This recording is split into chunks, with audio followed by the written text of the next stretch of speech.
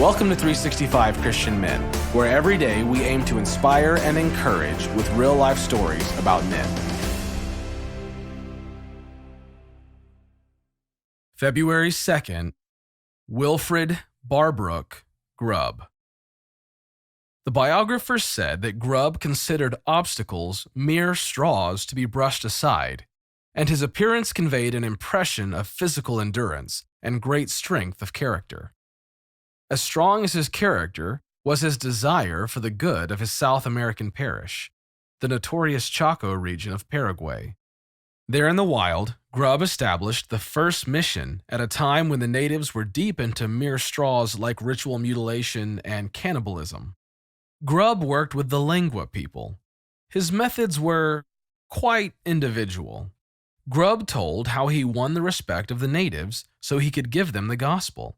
He said, on arriving at a village, I insisted as far as possible upon all the people ministering to my comfort. I ordered one to prepare my resting place, another to make a fire, a third to bring me water, and another to pull off my knee boots. When the heat was great or the flies troublesome, I made two sit by me with fans. When on foot and having to cross a swampy patch, I made one of them carry me across.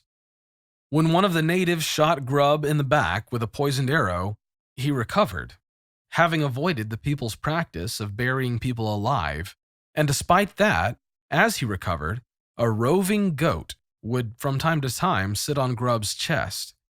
Another time, when one of the natives got angry, he strung an arrow on his bow and pressed the tip against Grubb's chest. The missionary believed that if he showed fear, the people would lose all respect for him. But if he lived and ate and worked with them, he would find a place in their hearts. So, as the tip of the arrow pressed into his chest, he tossed back his head and roared with laughter. It must have worked, since he went on ministering to them for 20 years and passed many, many mere straws. Listen to today's story.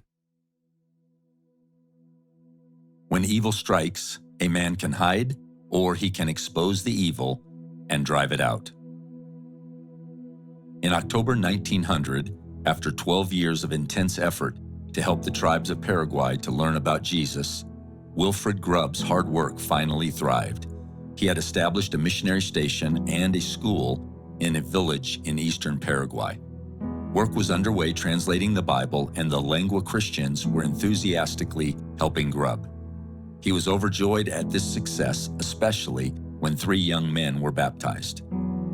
But the next day, the 3 boys who had been baptized, John, Andrew, and Thomas, fell violently ill. John and Thomas recovered quickly, but Andrew only grew worse. Within 2 days, he had a high fever and he could barely walk. Grubb and the villagers suspected it was the work of the village witch doctors. But before they could say a word, the witch doctors incited the people against Grubb. "You are killing him. You want to kill our friends," they said. The witch doctors took 10 of their followers and forced their way into the home where Andrew rested. They intended to take him away and treat him themselves, but the missionaries refused to let Andrew go. The crowd threatened violence. The missionaries stood their ground, and the crowd eventually departed. But that night, Andrew died. His family believed his spirit would be angry at his death and come to haunt them, so his family members fearfully fled the house. The following night, strange things happened. Ghosts appeared to terrify the villagers, roof tiles mysteriously flew off houses, and people heard blood-curdling noises. Grubb had failed to help Andrew, and now it seemed that the forces of darkness were conspiring against him. He could have chosen to flee the village, to cut his losses, and to take his work elsewhere, but he chose to stay because he loved the Lengua people.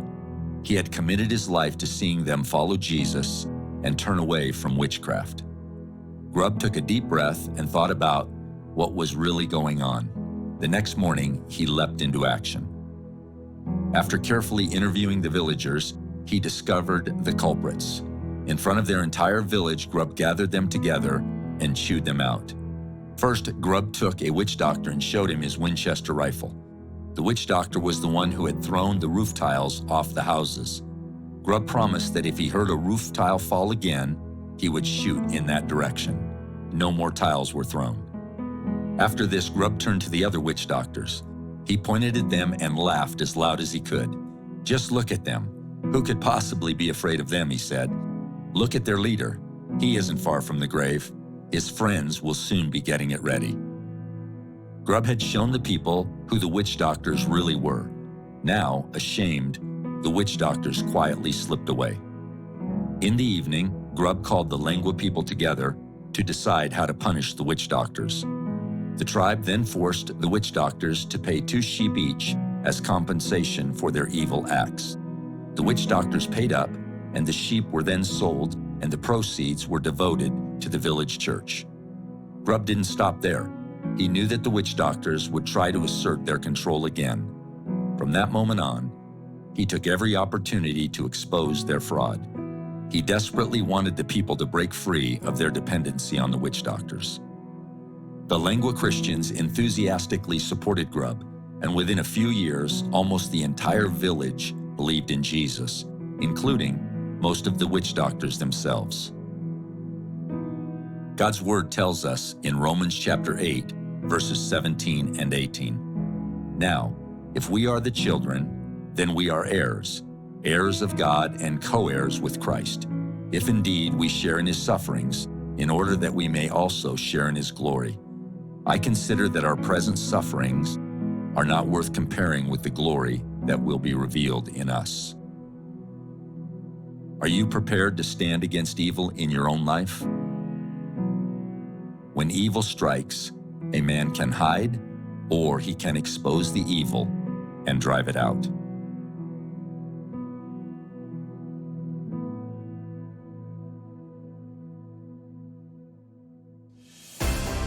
Thank you for listening to today's story. Every day of the year, our hope is to inspire you with real-life stories of faithful men who have gone before us. Hebrews 12:1 says, "Therefore, since we are surrounded by so great a cloud of witnesses, let us lay aside every weight and the sin that so easily ensnares us. Let us run with endurance the race that is set before us."